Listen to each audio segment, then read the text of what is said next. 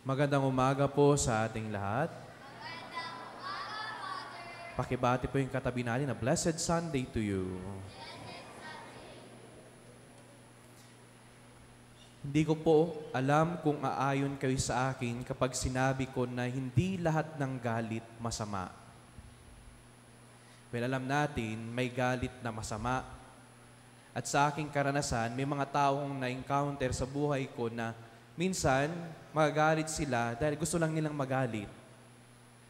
Yung iba magagalit dahil nakainom. Yung iba magagalit dahil sa init ng ulo. Yung iba magagalit dahil gustong magiganti. Yung iba gustong magalit dahil sa pride. Yung iba gustong magalit dahil napahiya. Pero meron yung galit din na nanggagaling sa pagtatama at pag-ibig. Kung ating napakinggan ang ating ebanghelyo ngayong araw na ito, siguro masasabi natin na kakaibang Jesus yung ating makikita o ating maririnig. Kasi nga, most of the time, Jesus would preach, would forgive, would do this, good things, would perform miracles, pero sa ating ebanghelyo, nang ginawa niya, He turned over the tables of tax collectors, na mga mangangalakal, na mga nagbebenta ng mga animal doon sa templo. So, dito pala makikita na natin na si Jesus ay galit. Pero ang galit niya ay nanggagaling sa pagtatama at pag-ibig. Yung galit niya ay galing sa tuwid na pananaw. Yung galit niya ay dahil sa pagmamahal, sa nag-aalab na apoy na pagmamahal niya sa bahay ng kanyang ama. Alam ninyo, no, sa mga nangyayari sa ating lipunan, especially sa recent calamities sa Cebu, daming namatay dahil sa hagupit ng bagyo. At ngayon, nahagupit na yung Catanduanes at ibang bahagi doon. Dito pa lang, makita na natin, no, yung iba, parang hindi apektado. Meron pang mga, when you browse social media, yung iba sasabihin pa na, okay lang, malayo naman kami. Okay lang, hindi naman kami apektado. Okay lang, hindi naman kami binabaha, safe kami. Kapag ganito yung pananaw natin, my dear friends, when we have this indifference in our hearts, mawawalan tayo ng galit sa katotohanan at sa kung ano yung tuwid.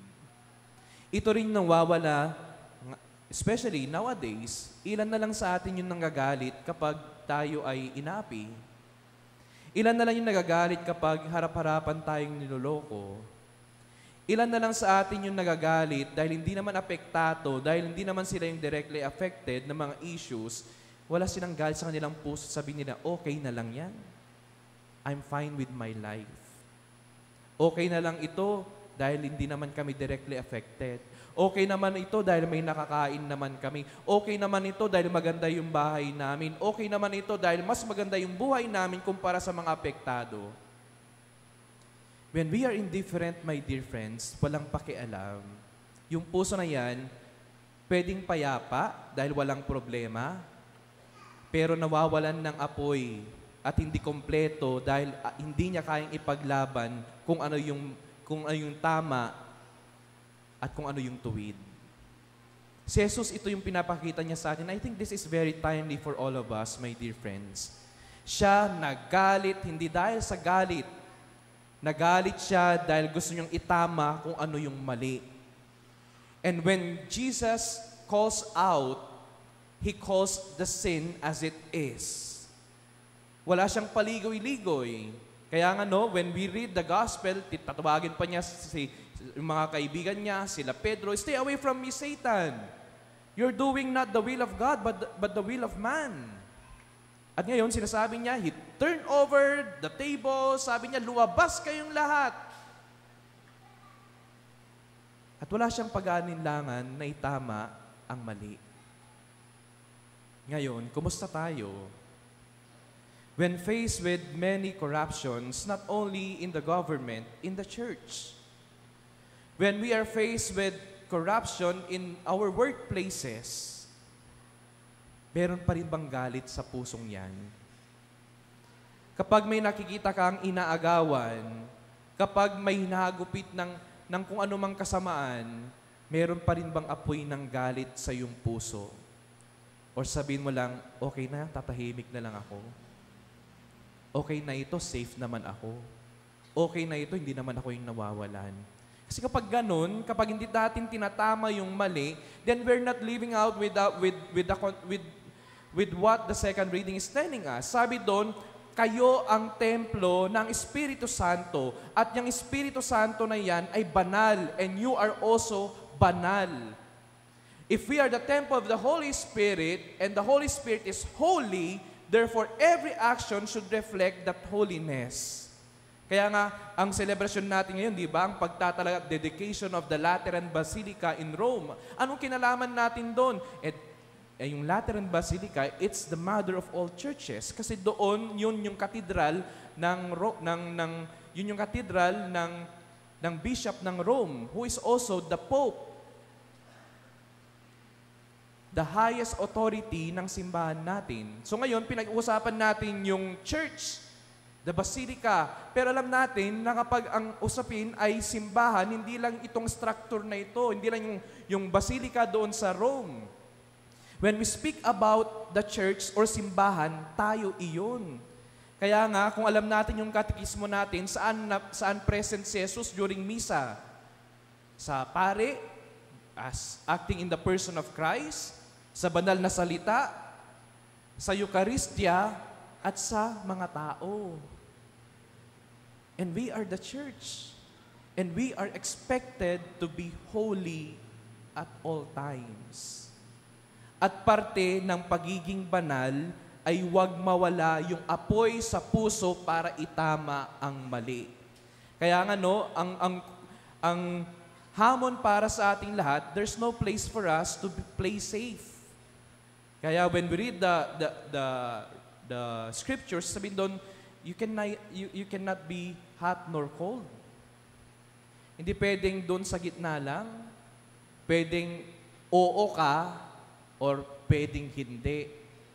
Para sa Diyos or hindi. Para sa katotohanan o hindi. Hindi pwedeng yung hati-hati. Ay ngayon, paninindigan ko yung katotohanan. Bukas, hindi. Ngayon, lalaban ako sa korupsyon. Bukas, ako naman yung mangungurap. We cannot be like that. It's either you are for God or against God. Kaya nga ngayon, alam nyo, while I was browsing the social media, medyo I feel infuriated to see many insensitive people, no? It's okay to flex your good food, your good life, but there's always a time for it. Now, when you browse, daming namatay. Then you browse, ang daming magagandang pagkain, masasarap na pagkain, abroad yan, abroad dito. There's nothing bad, but there's always a perfect time for that. Dito mo natin mapapatunayan how sensitive we are with what is happening around us. At kung ngayon, wala pa rin galit sa pusong yan, kahit harap-harapan tayong niloloko, at harap-harapan tayong ninanakawan, then let us ask ourselves, baka ganito ako dahil safe ako. Baka ganito ako dahil hindi ako apektado. But what if the time comes na ikaw naman yung apektado? Doon ka lang ba magagalit? What if the time comes na ikaw din yung mawawalan? Doon ka lang ba magagalit? What if the time comes na ikaw naman yung iiyak? Doon ka lang ba magagalit? Ang galit pwedeng makapanira, pero may galit din na kayang manggising para itama ang mga mali. Basta alam mo na yung galit na yan nanggagaling sa pag-ibig at sa kalooban ng Diyos, we call it holy anger. Banal na galit. And we need this especially during our time ngayon. Mas kailangan natin ngayon to call out corruption not only in the government, but also inside our church. Abuses in the government, abuses inside the church. in our workplaces, in our families, dapat merong apoy ng pagtatama. Kaya nga ang hamon sa atin, dahil tayo'y templo ng kabanalan, magsisimula yung pagbabago sa akin. Magsisimula yung pagbabago sa pamilya. Kasi kapag nasanay na may apoy dyan sa pusong yan na nagtatama ng tama, it is easier for us to shout against corruption, about the negative things that are happening around us. Kasi ito yung lagi nating tatandaan, hanggat walang boses na nagtatama sa mali ng iba, magpapatuloy ang kasamaan. Jesus was able to stop all of these people because He Himself did it right there in front of their faces. He called them out, mali ito, mali yan, kahit kaibigan kita, Pedro, mali ito, kahit mga kaibigan ko kayo, mga mali yan. Ganon siya. Sana ganon din tayo. Hindi dahil play safe, hindi dahil natatakot na makasakit ng kapwa, dahil alam natin parte na ng pagtatama yung makapanakit ng kapwa. Masasaktan yung feelings nila dahil itatama. Pero alam natin that when you're doing it out of love, umaasa tayo ng pagbabago, umaasa tayo na mas mapapanibago yung mga tao, yung mga sistema na tinatama natin. So it may sound as, sabihin natin, as fire as it is, pero ito yung panalangin ko para sa ating lahat. Huwag nawang mawala yung apoy ng galit sa puso natin, lalong-lalo na kapag itatama na natin yung mga mali. Amen.